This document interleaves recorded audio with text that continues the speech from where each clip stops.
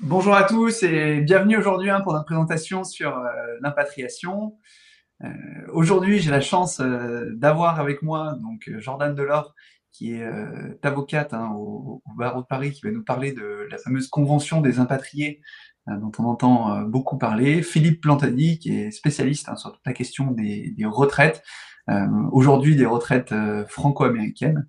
Et puis moi-même, Adrien Hérault, qui vous parlera plus de l'aspect financier, stratégie financière dans le cadre de votre impatriation.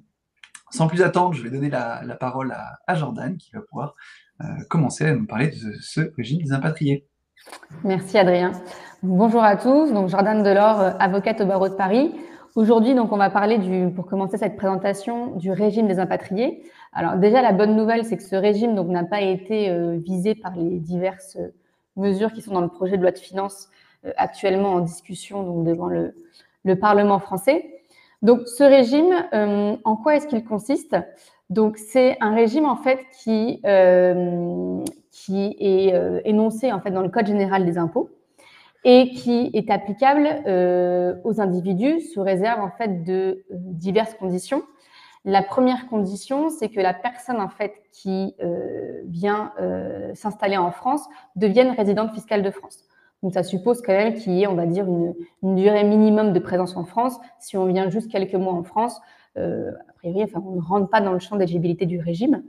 Les deux autres conditions sont de ne pas avoir été domicilié fiscalement en France les 5 années qui précèdent l'arrivée.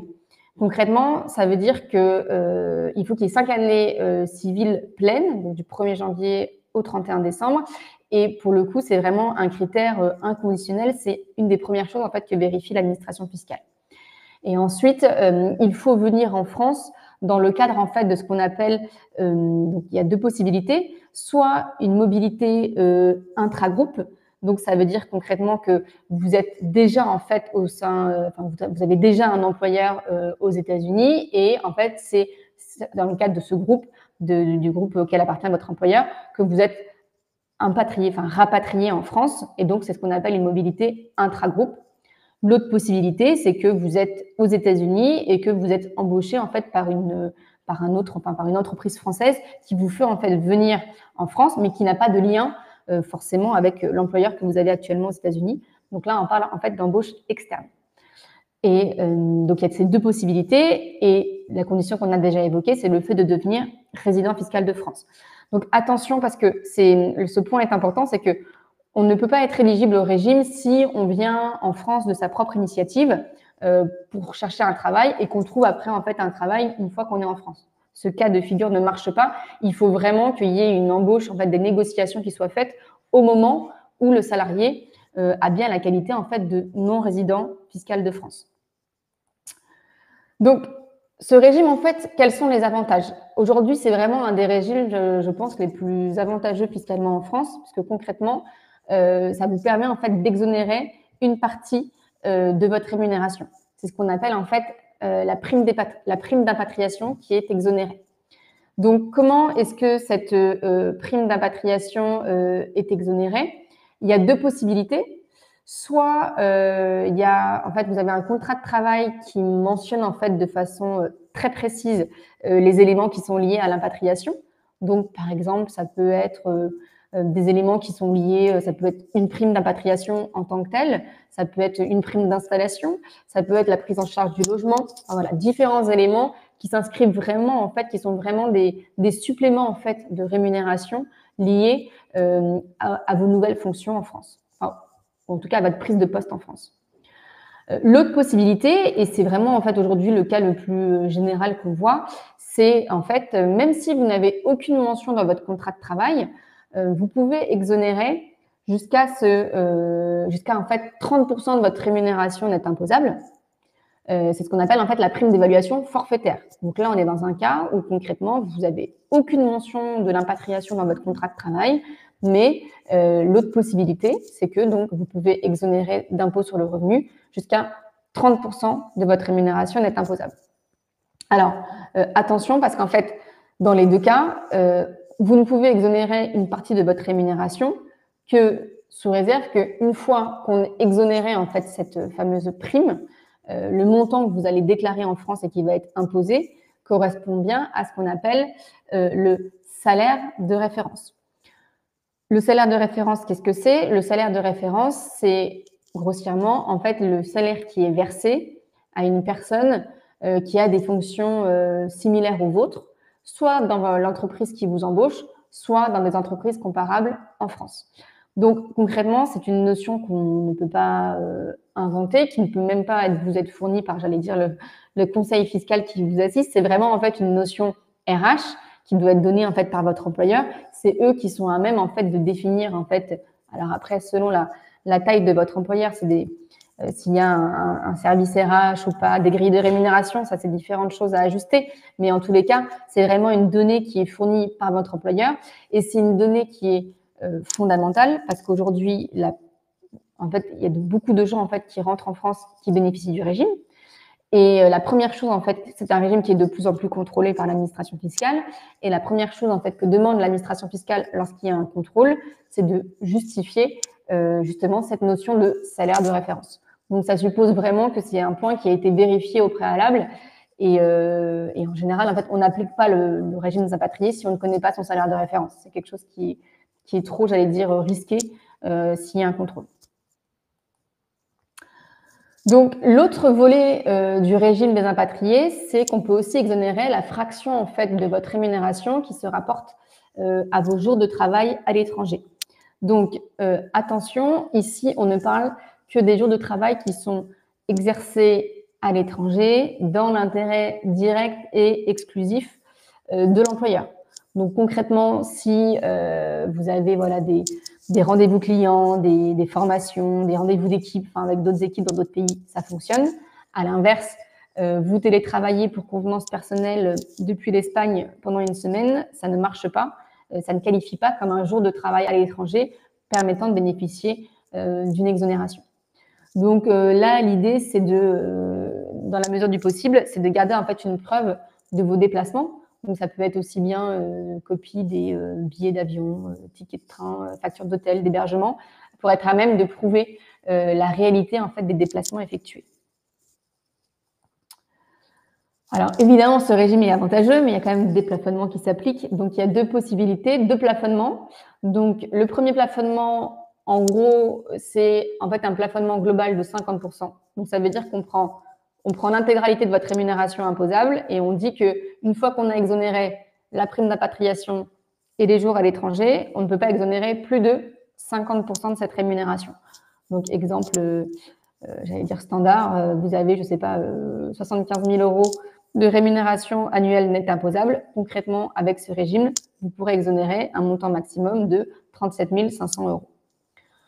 L'autre plafonnement qui s'applique, mais qui a plus vocation à s'appliquer lorsqu'il y a des primes qui sont dans le contrat et qui sont supérieures aux fameux 30%, c'est qu'en fait, on va plafonner non pas de façon globale, mais en gros, on va prendre la rémunération nette imposable, on va déduire la prime d'impatriation, donc on va arriver à un salaire net de prime, et sur ce montant-là, on va dire on ne peut exonérer que 20% au titre des jours de travail à l'étranger.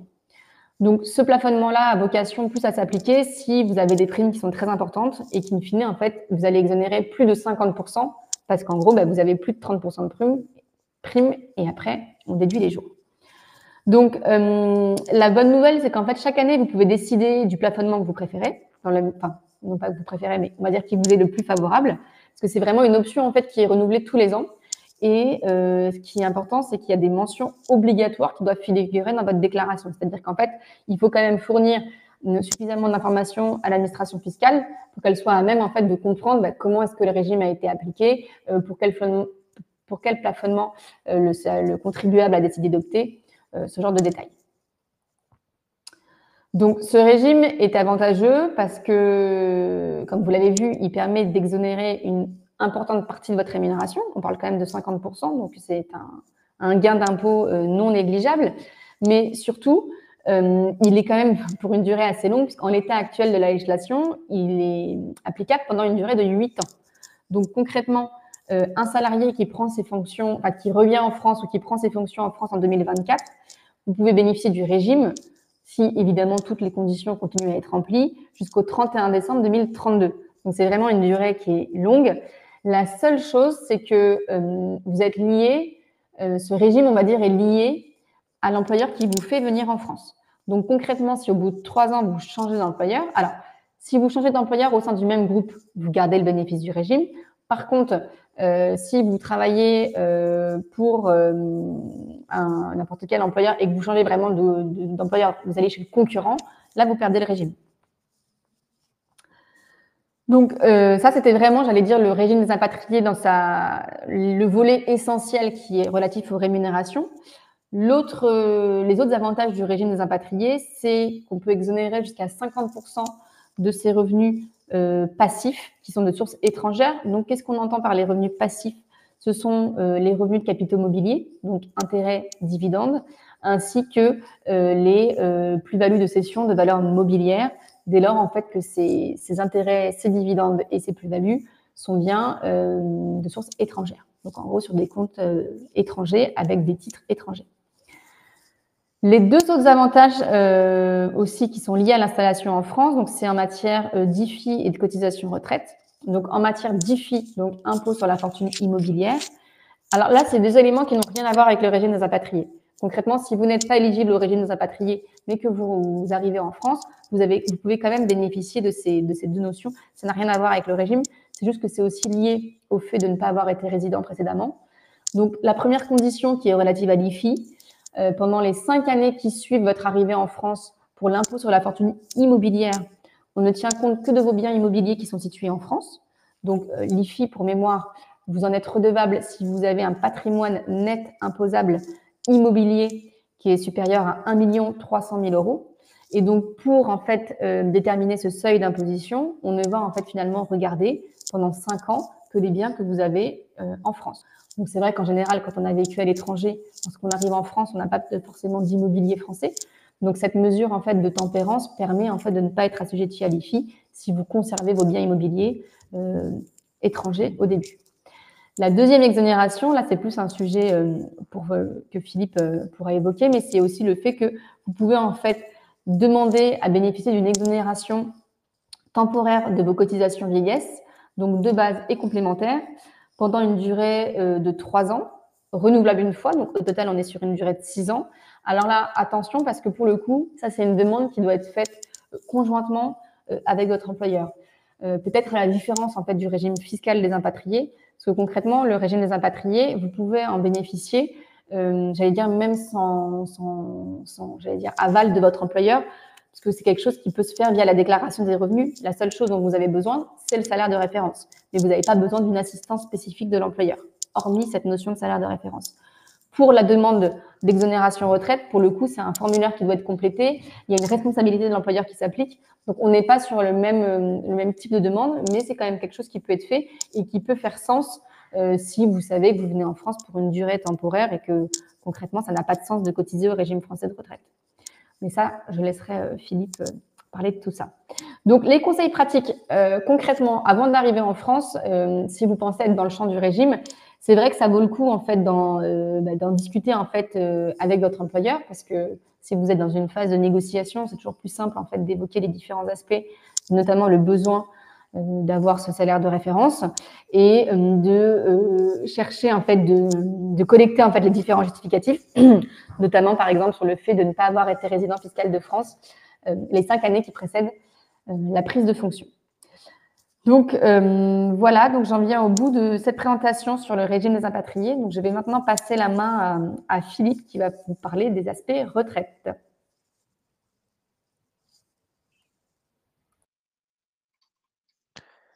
Bonjour à tous. Alors, je suis en charge de la modération des questions. Donc, Jordan, j'ai une question qui est récurrente. J'ai pas mal de questions. Est-ce que le régime de l'impatriation concerne des personnes qui sont retraitées? Alors non, il faut avoir une activité physique. Une activité physique dans le sens d'une activité professionnelle. Donc si vous êtes retraité, vous n'êtes pas éligible au régime des impatriés. Ok, voilà, d'accord. Voilà, donc, une première réponse qui va aller à pas mal de questions qui ont été posées pendant ta présentation.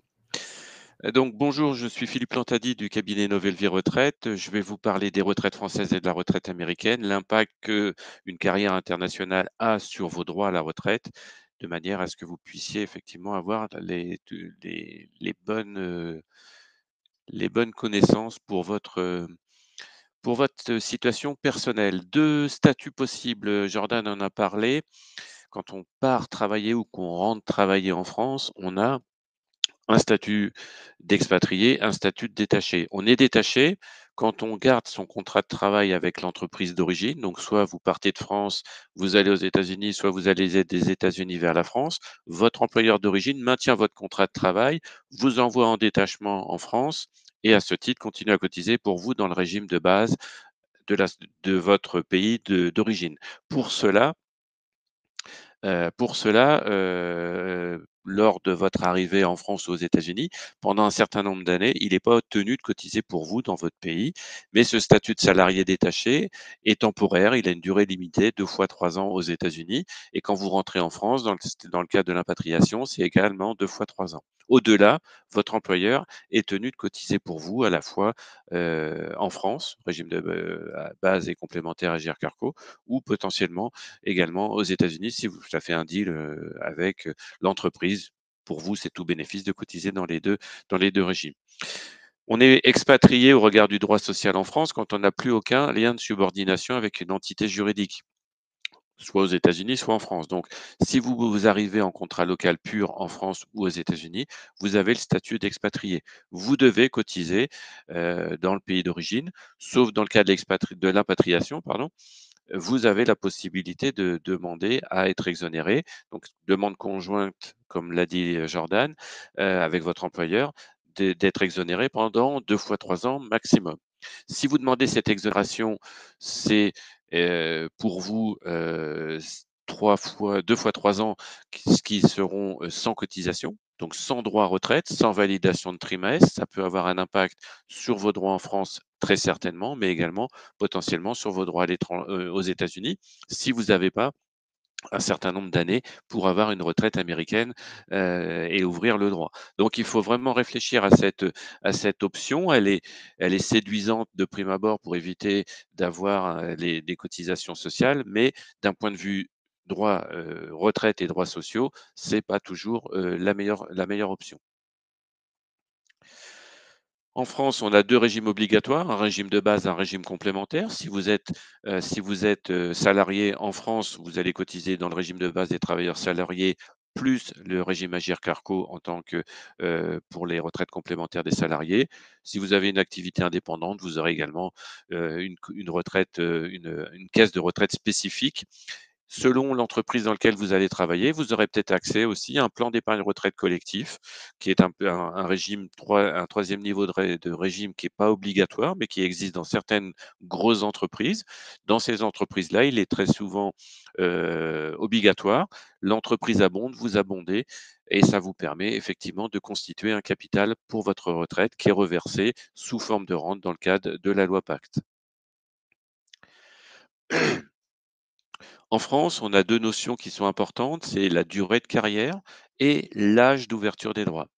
Le premier âge d'ouverture des droits, c'est l'âge où vous pouvez commencer à récolter, à percevoir les droits que vous avez acquis en France. Donc cet âge est entre 62 et 64 ans. On a eu une réforme en 2023 qui a changé et rallongé la durée d'âge pour toutes les personnes qui sont nées à partir de septembre 1961. La deuxième notion, c'est la durée de carrière. Pour avoir une retraite à taux plein, les droits acquis en France versés à taux plein, vous devez justifier d'un certain nombre de trimestres, entre 166 et 172 trimestres. Donc, en fonction de votre année de naissance, entre 1955 et 1968, vous avez des âges de départ en retraite, le premier âge de perception qui évolue dans le temps progressivement avec des nombres de trimestres à justifier, sachant que si vous attendez 67 ans, c'est l'âge du taux plein automatique en France, la notion de durée de trimestre, durée de carrière n'existe plus. Et à 67 ans, les droits que vous avez acquis en France vous sont versés sans minoration, sans abattement. Donc c'est à vous effectivement de vous orienter et de voir l'âge optimal où vous allez pouvoir percevoir vos droits. Il faut effectivement faire varier le curseur en fonction de votre situation parce que, les situations d'une personne à l'autre vont être différentes. Parce que pour prendre en compte, dans la durée de carrière, nécessaire pour avoir vos retraites à taux plein, on va tenir compte de tous vos trimestres en France, mais également des périodes d'activité dans un pays qui a signé une convention de sécurité sociale avec la France, comme les États-Unis. On l'a sur cette diapositive avec 3 personnes qui sont nées en 1968, qui à 64 ans doivent justifier de 172 trimestres. Claude a fait 100 trimestres en France, 72 trimestres aux États-Unis. On peut, grâce à la convention de sécurité sociale entre les deux pays, additionner les périodes. Donc Claude va percevoir les retraites qu'il a acquises sur les 100 trimestres en France dès 64 ans, sans minoration. Le cas de Anne, qui a fait également 100 trimestres en France, 66 aux États-Unis et ensuite en Grande-Bretagne. On a bien un accord entre la France et les États-Unis, un accord européen qui inclut la Grande-Bretagne, même depuis le Brexit, mais on ne peut pas se prévaloir de deux conventions. Donc on va neutraliser la période la plus courte, celle avec la Grande-Bretagne. Et si Anne maintient sa demande à 64 ans, elle va avoir une minoration calculée sur ses 6 trimestres. Le dernier cas, c'est de Michel, 100 trimestres en France, 45 aux États-Unis, 27 en Chine. Il n'y a pas de convention avec la Chine. La France a signé 42 conventions, donc il y a énormément de pays qui n'ont pas d'accord avec la France. Donc on neutralise d'office les pays sans convention. Et donc Michel va subir l'abattement maximum. Au-delà de 20 trimestres, l'abattement est plafonné à 15% du régime de base et 17% sur les complémentaires. Donc c'est effectivement important d'anticiper et de bien reconstituer et consolider votre carrière. Pour ce qui est de la retraite américaine, on a un système à deux niveaux, un système obligatoire où tous les salariés des États-Unis cotisent à travers le mécanisme de la Social Security Administration, où là, vous avez 14,5% de cotisation répartie entre l'employeur et l'employé. Je dis tous les salariés en théorie parce que certains sont dispensés, comme les fonctionnaires, les employés d'État et dans certains États, comme en Californie, au Texas, les enseignants ne cotisent pas à la Social Security parce qu'ils ont un régime spécifique. Et donc, un deuxième niveau de protection par capitalisation qui n'est pas obligatoire, soit au sein d'entreprises à travers des mécanismes comme les 401K, les 403B, ou à travers des mécanismes individuels, IRA et autres. Mais ça, c'est effectivement le domaine d'Adrien qui vous en parlera beaucoup plus en détail dès que j'aurai fini cet aspect sur les retraites. Donc, les États-Unis ont une convention de sécurité sociale qui vous permet d'optimiser vos droits côté France, mais également côté États-Unis, on va le voir, parce que cette convention vise à ce que vous ne perdiez pas un droit dans les deux pays à cause de votre carrière internationale. Pour percevoir une retraite américaine, il faut 40 crédits, 40 trimestres, qui équivaut à 10 ans, mais ces 40 crédits sont consolidables entre des périodes aux États-Unis et des périodes en France. C'est l'avantage de la convention. Donc, si vous avez moins de 10 ans aux États-Unis, vous percevrez quand même une retraite de la SSA, même si vous n'avez pas atteint ces 10 ans grâce à la convention. Si vous avez 1 an et demi ou moins, ça sera compliqué. On ne pourra pas effectivement vous faire bénéficier de la convention. On peut bénéficier de sa retraite américaine entre 62 et 67 ans. 67 ans, c'est le full retirement age, l'âge du taux plein. Entre 62 et 67, vous avez une décote entre 25 et 30% selon les 4 ou 5 ans d'anticipation. Si vous décalez votre demande de retraite entre 67 et 70 ans, vous avez une bonification de 8% par an au prorata du nombre de mois. Donc c'est aussi une forme d'optimisation qui doit être appréhendée avec votre planification financière. Vous cotisez aux États-Unis sur une assiette maximum de 168 600 $ en 2024. C'est revalorisé chaque année. En France, c'est le plafond annuel de la sécurité sociale. Aux États-Unis, l'assiette maximum de cotisation. Donc, tous les revenus supérieurs à ces montants de 168 600 ne rentrent pas en ligne de compte dans le calcul de votre retraite. Le montant maximum d'une pension aux États-Unis est de 45 864 $ pour une personne qui a travaillé 35 années aux États-Unis et les 35 ans au maximum de cotisation. Un petit petit aspect assez handicapant aux États-Unis, c'est qu'il existe un mécanisme qui s'appelle le Windfall Elimination Provision, le WEP, qui consiste à diminuer votre retraite américaine parce que vous percevez une retraite d'un autre pays ou d'un autre organisme aux États-Unis. Donc, ce mécanisme, vous pouvez dans deux cas de figure y échapper. La première, c'est d'avoir au moins 30 années de cotisation avec le substantial earning pour chaque année de ces 30 ans, vous n'aurez pas l'application du windfall. La deuxième solution pour échapper au windfall, c'est d'obtenir le versement d'une pension française ou américaine en application de la convention. C'est-à-dire qu'en totalisant, en consolidant votre carrière, en additionnant les périodes États-Unis plus France, on va vous ouvrir un droit en France ou aux États-Unis ou dans les deux pays grâce à la convention. Et dans ce cas-là, le windfall ne s'appliquera pas. Là, le windfall peut diminuer votre retraite de l'ordre de 7 000 $ en 2024. Donc effectivement, il faut regarder et bien appliquer dans le cadre de la convention. Il est possible que ces dispositifs évoluent dans les prochaines années avec les réformes potentielles qui auraient lieu à la sécurité sociale américaine avec la nouvelle administration qui va pouvoir se mettre en place dans les prochaines semaines. Donc voilà, j'ai été assez rapide sur les deux systèmes de retraite. Je prendrai vos questions à la fin de la présentation d'Adrien. Nous reviendrons tous les trois pour répondre aux questions d'intérêt général. Si vous avez besoin, si vous avez des réponses vraiment spécifiques, personnelles, n'hésitez pas à nous faire des emails à titre individuel. On vous fera des réponses vraiment adaptées à votre situation.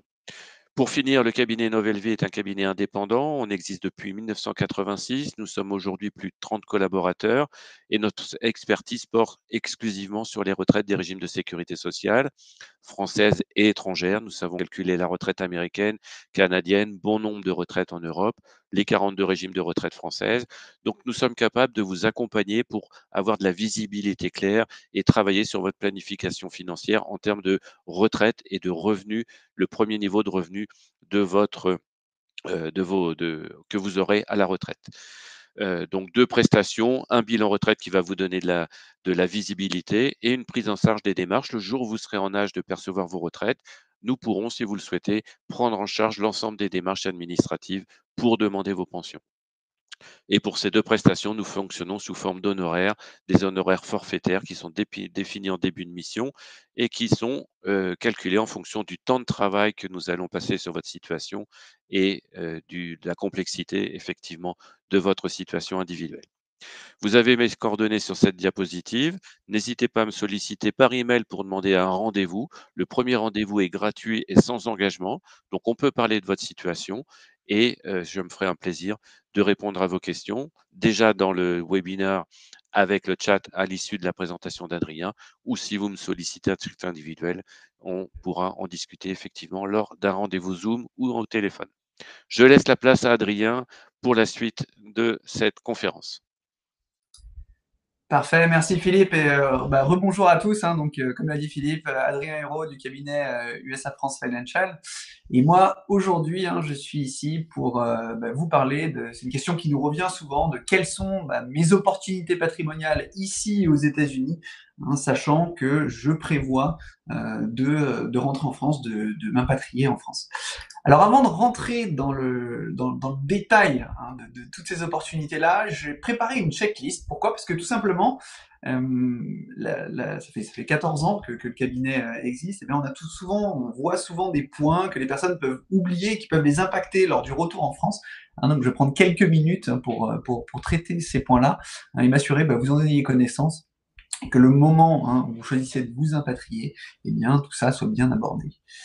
Alors, le premier point, c'est vraiment la santé, qu'on voit ici aux États-Unis. Lorsqu'on s'impatrie, la France, comme on le sait, c'est un système complètement différent, très important de bien récupérer tous vos dossiers médicaux, tout ce qui s'affaire à votre santé ici aux États-Unis. Pourquoi? Parce que c'est beaucoup plus facile à faire lorsqu'on est sur place, qu'on peut aller voir son médecin, plutôt que d'attendre d'être en France.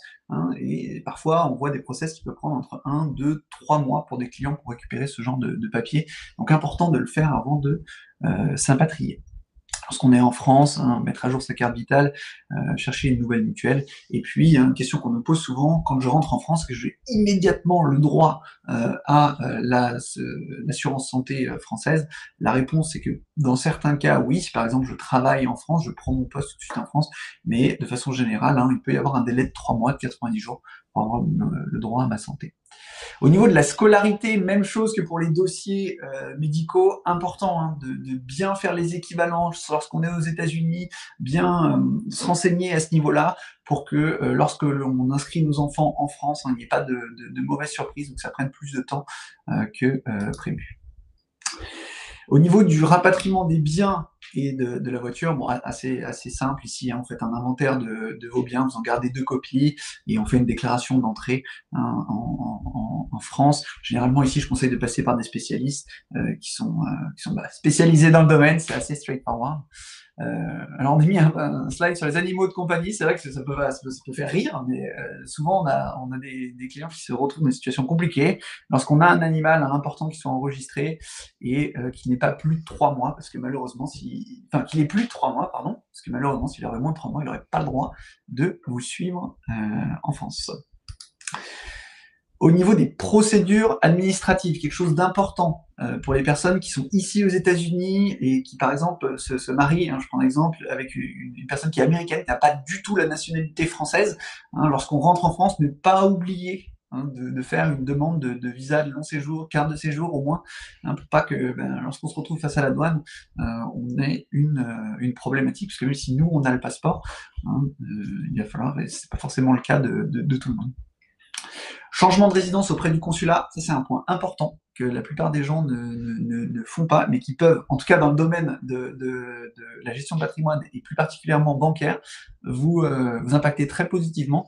Vous savez qu'en France, les banques sont très frileuses des personnes qui ont une résidence fiscale américaine. Le fait d'avoir un certificat de changement de résidence auprès du consulat, particulièrement si vous demandez des crédits immobiliers en France, pourrait faciliter votre dossier, vous permettre d'avoir accès au taux d'intérêt qu'ont les Français qui habitent en France et qui résident en France en tant que résident fiscal français, donc important là-dessus.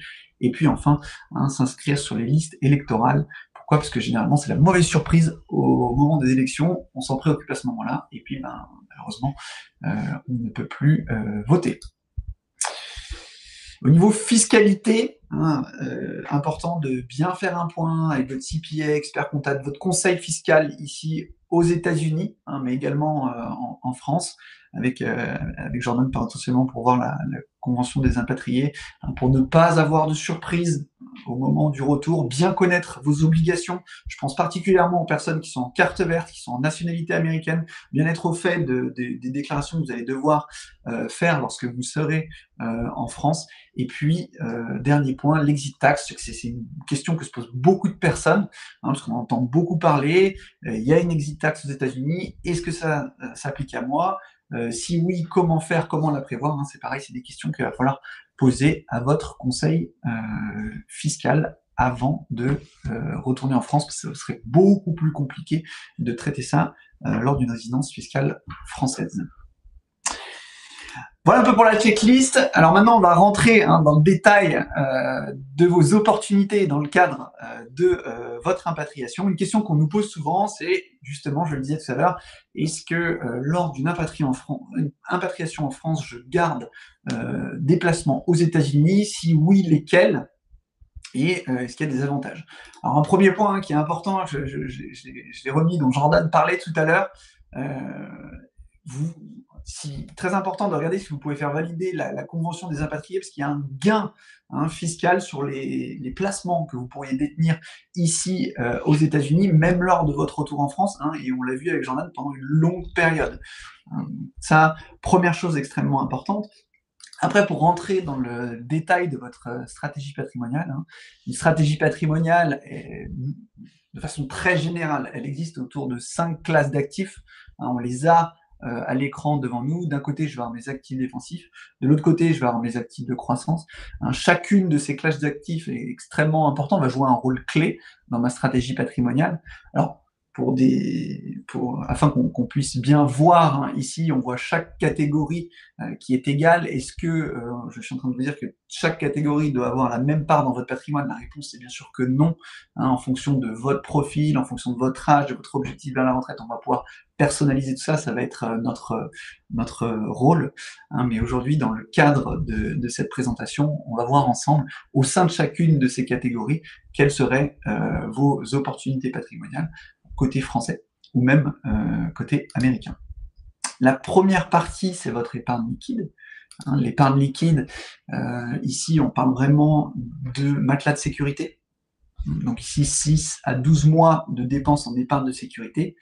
On vous conseille, lors d'une impatriation, effectivement, de l'avoir en France. Hein, même si ici, aux États-Unis, sur des produits comme du High Yield Saving Account, des CDs, du Money Market, on peut avoir des rendements qui sont supérieurs, bien supérieurs à ce qu'on peut connaître en France. Le but de mon épargne de sécurité, hein, c'est vraiment d'être disponible à tout moment. Hein, j'ai un problème, je sais pas, de santé, de voiture, etc., de maison, je veux avoir du cash qui est disponible entre 6 et 12 mois de dépenses en épargne de sécurité, hein, et pour que ce soit le plus rapide possible, important de l'avoir en France. Quels sont mes outils qui vont être à ma disposition, hein, dans lesquels je suis pratiquement totalement liquide? Je vais avoir le livret A, hein, et le fonds euro ici, qui me permettra d'avoir des rendements qui vont me permettre de faire face à l'inflation, qui ne seront pas totalement au niveau de l'inflation, mais qui me permettront d'y faire face et de limiter ma perte en pouvoir d'achat. Hein. Une question qu'on me pose souvent, c'est très bien, mais quel est l'impact de l'inflation? J'aime beaucoup ce graphique, parce que je trouve qu'il parle énormément. Hein. L'impact de l'inflation sur mon épargne, elle est relativement importante. Hein. J'ai pris l'exemple ici d'une personne qui en 1982 avait 50 000 $ sur son compte d'épargne. Cette personne-là, 23 ans plus tard, en 2005, si elle veut le même pouvoir d'achat, il lui faut 106 050 $. Donc avoir une épargne de sécurité, c'est important. Hein, 6 à 12 mois, avoir trop de cash au sein de son épargne, ça peut avoir un impact négatif sur la planification patrimoniale en réduisant, hein, au fur et à mesure des années votre pouvoir d'achat. Alors est-ce que mon conseil, c'est de vous dire 6 à 12 mois et le reste investi sur les marchés, l'immobilier, la retraite? Hein, bien sûr que non. Très important d'avoir, on le voyait tout à l'heure, un fonds d'opportunité au sein de votre patrimoine, hein, qui va vous permettre de garder de la liquidité, mais cette fois-ci, avoir une liquidité qui grandit avec des rendements plus forts que l'inflation. Donc si je conserve mon pouvoir d'achat, l'inflation en moyenne c'est 2,5 par an sur les 20 dernières années, et bien ici je vais chercher des rendements moyens qui sont bien supérieurs à cela. Un des outils, une opportunité justement que vous avez ici aux États-Unis, c'est ce qu'on appelle la Cash Value Life Insurance. Ça ressemble beaucoup à ce que l'on connaît en France de l'assurance vie française, ça a simplement des avantages supérieurs. Hein. On a un avantage successoral lors de notre retour en France, elle passera hors succession, hein, donc elle suivra les règles de l'assurance vie française, ce qui n'est pas un petit avantage. Pourquoi? Parce qu'en France, on connaît, hein, les limites successorales. Ici, je vais pouvoir optimiser cela. Elle a une croissance continue, j'en parlais tout à l'heure, des rendements supérieurs à l'inflation, qui ne sont pas corrélés au marché financier et au marché immobilier. Peu importe ce qui se passe sur ces deux points, j'ai toujours de la croissance ici. J'ai une fiscalité intéressante, hein, puisque je n'ai pas à la déclarer, à payer des impôts sur mes plus-values chaque année. Et je vais pouvoir retirer capital et intérêt de façon tax-free. Au niveau de la retraite, ça va me permettre de faire un fonds de sécurité qui pourra me permettre de multiplier, hein, mes revenus. Et enfin, pendant la phase d'accumulation, un point très important qui peut jouer un rôle important dans notre stratégie patrimoniale, c'est que ça va me permettre de faire du nantissement. Hein.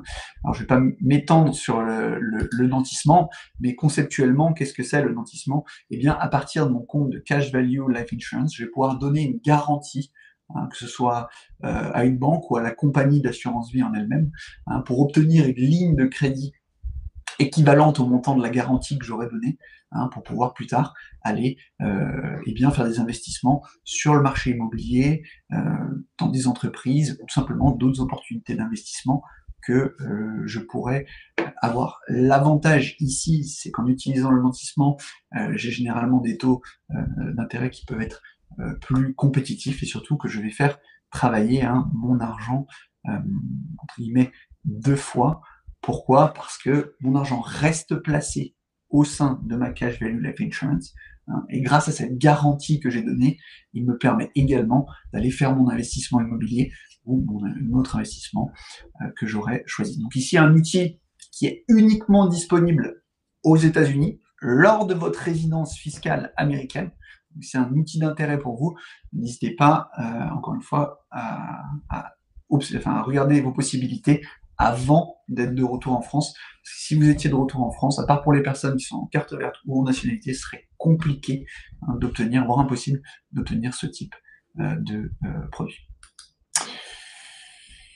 Alors, on a parlé des actifs défensifs, maintenant on va parler rapidement des actifs de croissance, l'autre partie de votre patrimoine. On va commencer par l'immobilier. Une question qui revient souvent, c'est est-ce que j'ai acheté de l'immobilier aussi aux États-Unis? Est-ce que je le garde? Est-ce que je le revends? Pourquoi est-ce que je le garderai? Pourquoi est-ce que je le revendrai? Et quelle est la fiscalité? Alors, très rapidement, l'imposition sur les revenus, elle peut être intéressante, parce qu'ici, aux États-Unis, vous avez ce concept d'amortissement qui vous permet de vraiment réduire votre net imposable. Et l'avantage, c'est que la France ne vous impose pas sur vos revenus bruts, mais vous impose sur votre net imposable. Donc finalement, je garde mon avantage que j'ai ici aux États-Unis et je déclare en France mes revenus après avantage américain. Donc ça peut être intéressant au niveau fiscal. Par contre, attention, pour les personnes qui pensent à convertir leur résidence principale en résidence locative, attention à l'imposition des plus-values. Je sais que les quelques années précédentes ont été extrêmement favorables pour le marché immobilier. Il y a beaucoup de personnes qui ont des grosses plus-values sur leur bien immobilier. Il faut savoir que lorsque vous revendez votre résidence principale, vous avez le droit à des abattements importants côté américain qui peuvent vous permettre soit de pouvoir avoir ces plus-values de façon entre guillemets tax-free, ce qui ne serait pas le cas si vous convertissiez votre bien immobilier en bien locatif. Donc attention à ces deux points-là. De façon générale, ça peut être intéressant fiscalement, mais si j'ai des grosses plus-values, vous avez quand même la question à vous poser.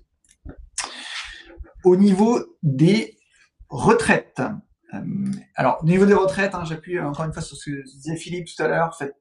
Un des points les plus importants qu'on voit, on a encore vu quelqu'un la semaine dernière qui n'avait pas déclaré, qui n'avait pas utilisé la convention et qui se retrouvait pénalisé au niveau de ce fameux web.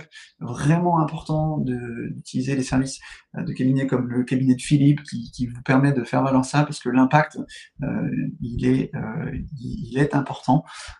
Et en plus, vous avez cette chance de pouvoir faire valoir votre trimestre français aux États-Unis et vos crédits américains en France. Vraiment, ne passez pas à côté de cette opportunité. Une question qu'on me pose aussi, c'est très bien pour la retraite de base, complémentaire française et Social Security américaine, mais maintenant pour la retraite, je dirais purement américaine, quelles sont mes options? Pourquoi? Parce qu'ici aux États-Unis, alors on a plusieurs types de plans, mais aujourd'hui, je vais m'attarder sur la partie Defined Contribution que la plupart d'entre nous a, ce qui est le 401k, 403b pour les personnes qui peuvent travailler dans des administrations. Ici, lors de votre départ, vous avez plusieurs options, soit vous le gardez au sein de votre 401k, soit vous sortez complètement l'argent, soit vous le transférez dans un IRA. Alors, le garder dans son ancien 401k, c'est pas optimal. Pourquoi? Parce que lorsque vous êtes employé, c'est l'employeur qui paye les frais de gestion. Lorsque vous n'êtes plus employé, ils vous sont refacturés. Donc déjà, à ce niveau-là, généralement, c'est pas très intéressant pour vous. Mais au-delà de cette partie-là, vous êtes limité en termes d'options d'investissement au sein de ce type de plan. Donc, le plus intéressant pour vous, c'est généralement de le transférer dans un IRA. Un IRA, ça veut dire Individual Retirement Account. Ça a été mis en place pour l'individu, pour qu'il puisse justement transférer ses comptes entreprises au sein de ce compte individuel de retraite. Et ici, vous allez avoir beaucoup plus d'options. Que ce soit en termes d'investissement, vous pouvez continuer votre stratégie de base, qui était, par exemple, les personnes qui me disent, moi, Adrien, j'aime bien mon indice, où je prends ma retraite à 65 ans, vous avez cette possibilité, mais si vous voulez faire autre chose, vous pouvez même aller jusqu'à faire de l'immobilier grâce au Real Estate Investment Trust, vous pouvez aussi le faire. Donc l'IRA, un moyen beaucoup plus flexible et beaucoup plus portable d'utiliser ça. Est-ce que sortir tout mon argent et le transférer en France est intéressant? Généralement, la réponse est non. Pourquoi? Parce que si vous sortez l'intégralité de votre argent, vous allez être imposé de façon très forte dessus. Rappelez-vous, hein, l'argent qui est dans le 401k n'a jamais été imposé. Donc, lors du retrait, si je retire tout d'un coup, ma base imposable va monter de façon exponentielle. Et ici, je peux me retrouver à perdre un peu de mes fonds par rapport à si j'avais retiré petit à petit. Et également, vous pouvez avoir une pénalité si vous retirez avant 59 ans et demi, pénalité de 10%. Généralement, le mieux, c'est de le convertir, comme je le disais tout à l'heure, dans un IRA, faire ses placements là-dedans, et lors de la retraite, de vivre mes revenus, de le considérer comme une retraite complémentaire, finalement, dont parlait Philippe tout à l'heure, pour le côté français. Au niveau de mes comptes d'investissement, est-ce que ça vaut le coup de les garder? On a parlé tout à l'heure avec Jordan de la fiscalité intéressante que vous pouvez avoir si vous faites valoir la règle des impatriés. Généralement, la raison, c'est pas la seule raison pour laquelle les gens gardent leur compte d'investissement ici aux États-Unis, c'est que généralement on a plus d'options, plus de disponibilité par rapport au marché français. On connaît le classique ETF, Mutual Fund, mais on a aussi ici aux États-Unis tout ce qui va être produits structurés, ce qu'on appelle structured note, private credit, des options qui peuvent être extrêmement intéressantes, qui sont portables, que vous soyez aux États-Unis, en France, dans la plupart des cas. Et puis, comme disait Jordan tout à l'heure, qui peuvent avoir une fiscalité intéressante si vous avez la chance de pouvoir faire valoir la convention des impatriés. Voilà pour ma partie. Alors, quelques mots sur le cabinet avant de passer aux questions. USA France Financial, on a un cabinet de gestion privée ici aux États-Unis. On a une équipe d'une vingtaine de personnes spécialisées dans l'accompagnement des Français, franco-américains, dans vraiment la gestion de toutes leurs problématiques financières. Et l'objectif, c'est de vraiment pouvoir travailler avec vous dans la mise en place d'une stratégie qui est bien sûr optimale, mais également, comme on l'a vu aujourd'hui, qui est flexible, qui est portable, et qui, lors d'un retour en France, resterait optimale.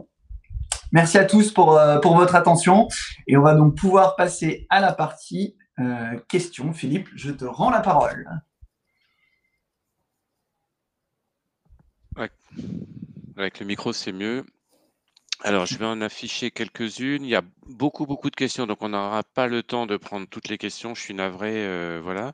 Donc, les premières questions, il y a beaucoup de questions, Jordan, relatives à des personnes qui seraient indépendantes aux États-Unis, qui ont des business aux États-Unis, LLC ou autres, et qui se posent la question, est-ce que le statut l'impatriation peut s'adapter à eux?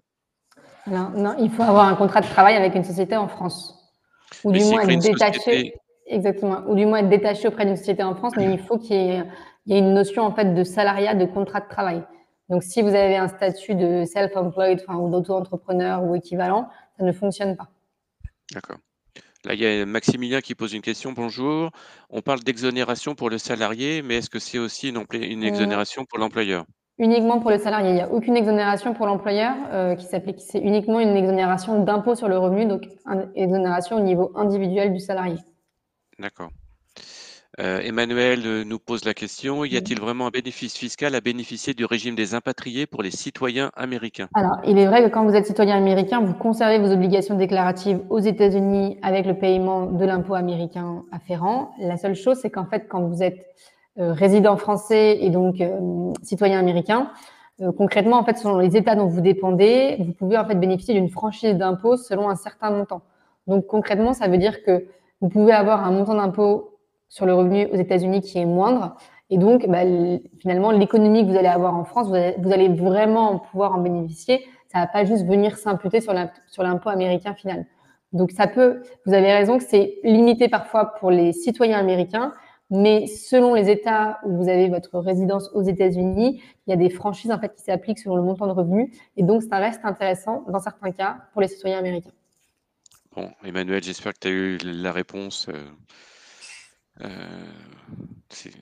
Ensuite, on a une question. Est-ce qu'on peut être éligible au régime des impatriés pour un travail dans la fonction publique? Alors, écoutez, c'est une bonne question. C'est la première fois que j'ai la question. Alors, je vois pas. Le point, c'est que, a priori, c'est pas réservé aux salariés privés, mais la seule chose, c'est que normalement, vous êtes payé, j'allais dire, il y a des grilles de rémunération et vous êtes payé, il y a des classes. Et donc, normalement, vous avez le montant de rémunération qui est le vôtre et qui serait le même que celui versé à vos pairs. Et donc, ça veut dire que, en fait, le salaire de référence, c'est votre salaire. Et donc, de facto, pour moi, il n'y a pas de marge, si vous voulez, d'exonération. Donc, c'est plus sur le… Vous n'êtes pas non éligible, mais c'est juste que pour moi, en fait, il n'y a pas de montant à exonérer parce qu'en fait, le salaire de référence, c'est votre salaire parce que c'est un système en fait de grille de rémunération avec des systèmes de classe. Donc, je ne pense pas que ça fonctionne.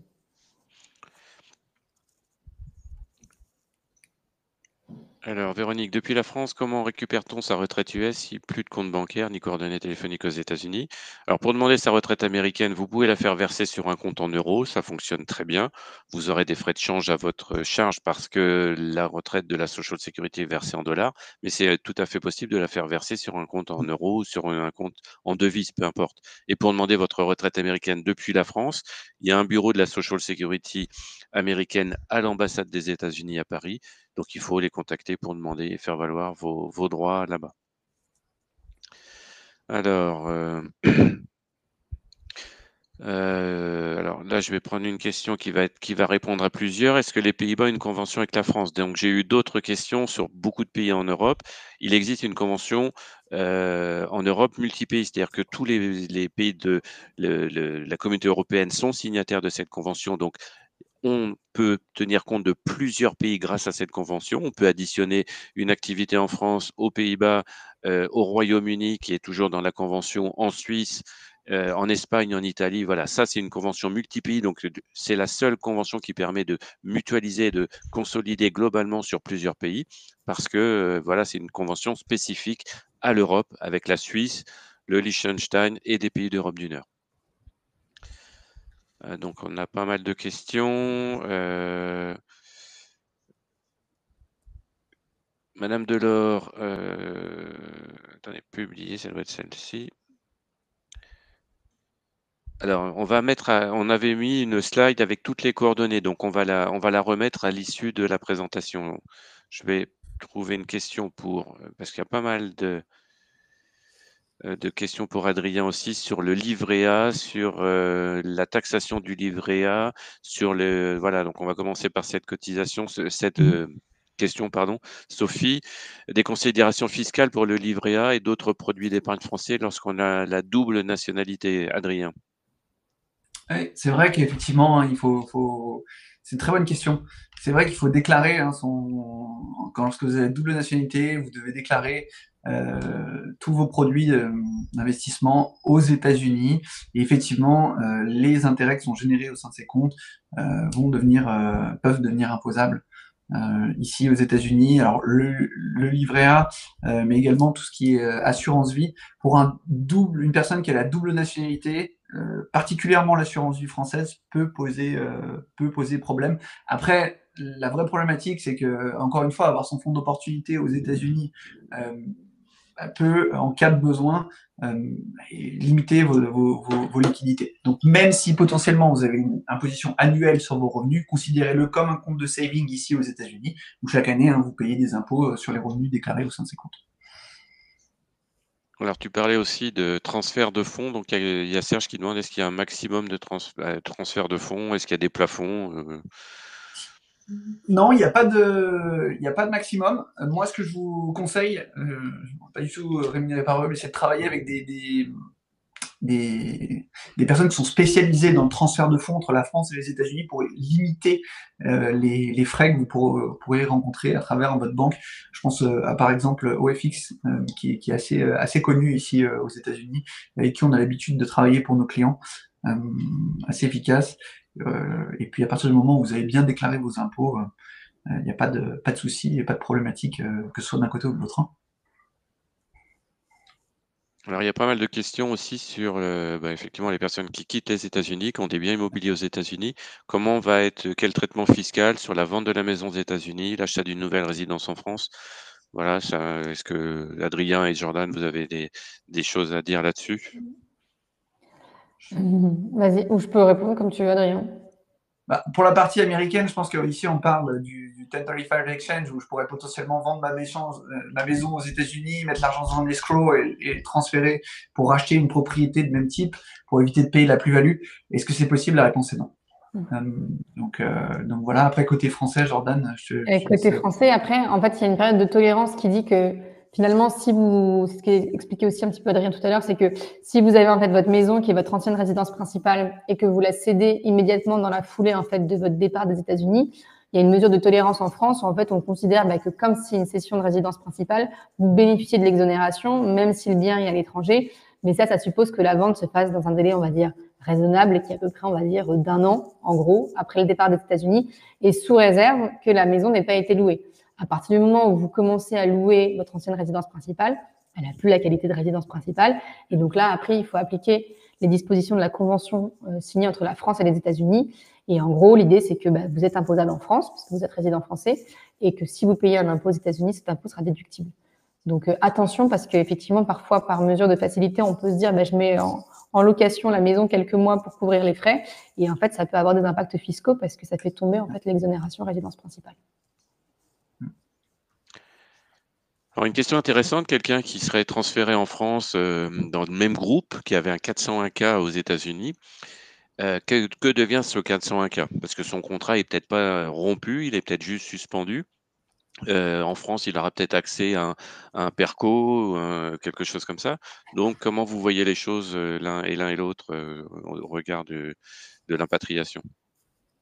Alors, j'ai rencontré récemment des personnes, je ne sais pas si on fait ça, qui sont franco-américains et qui ont des contrats d'expatriés en France. Donc, si votre compagnie vous fait un contrat d'expatrié américain en France avec un 401k, et que c'est votre seule option de retraite, bien sûr, continuez à en profiter de la même façon que lorsque vous étiez aux États-Unis, vous y contribuez. Si après vous retournez en France, comme j'ai dit tout à l'heure, bien le garder aux États-Unis. Après, vous n'aurez pas la possibilité, je pense, de continuer les contributions au sein de ce plan-là. Et le transférer dans un compte individuel de retraite fait complètement sens. Jordan? Oui, je n'ai pas de commentaire particulier. Pour moi, c'est plus une question de retraite. Mais effectivement, si vous pouvez le garder, il faut le garder. Sachant qu'après, si vous êtes employé dans le même groupe, mais que vous êtes muté en France, normalement, vous devrez effectivement payer vos cotisations sociales en France. Donc, il n'y aura plus d'abondement en fait, dans ce compte à proprement parler en tant que tel. Alors, j'ai une question. Allez-vous parler aujourd'hui des indépendants aux États-Unis qui comptent continuer la même activité une fois en France, avec des clients en Europe et aux États-Unis? Est-ce que le statut de l'impatrié pourrait s'appliquer ou pas, et comment mettre en place ce statut si c'est faisable? D'accord. Donc ça rejoint un peu la question qu'on a eue tout à l'heure, c'est que donc si vous êtes encore une fois self-employed, enfin auto-entrepreneur avec une activité libérale ou autre, peu importe, commerciale, vous ne pouvez pas bénéficier du statut des impatriés si vous n'avez pas de contrat de travail. Il faut qu'en fait vous soyez employé par une société française qui vous fasse venir en France. Donc si vous venez en France de votre propre chef pour en fait exercer votre activité, s'il n'y a pas, j'allais dire, de structure contractuelle adéquate, ça ne marchera pas pour le régime des impatriés. C'est vraiment lié au statut en fait de salarié. Et là, j'ai un cas, j'ai Patrice qui pose une question. Il me met: «Bonjour, vous mentionnez qu'il faut prendre un emploi ou un contrat lors de la présence aux États-Unis. Mais si l'on est déjà en France pour une recherche d'emploi, mais toujours résident fiscal américain pour le reste de l'année, est-ce que cela pourrait être possible?» Alors, ça dépend. Mais concrètement, si vous êtes en France, si vous faites des allers-retours en gros en France juste pour avoir des entretiens avec vos potentiels futurs employeurs, vous ne perdez pas effectivement, j'allais dire, la résidence américaine et vous remplissez les cases pour en bénéficier. Par contre, si vous rentrez en France pour faire votre recherche d'emploi, mais que vous vous installez en France pour faire cette recherche, là, a priori, alors après, ça dépend de votre situation particulière, si vous laissez votre famille aux États-Unis ou non, mais si vous rentrez en France avec toute la famille, que vous faites les recherches en France, a priori, vous qualifiez de résident fiscal de France dès le moment où vous arrivez en France. Et donc, de facto, en fait, vous n'êtes plus éligible au régime des impatriés parce que vous ne remplissez plus la condition de non-domiciliation antérieure à la prise de fonction en France.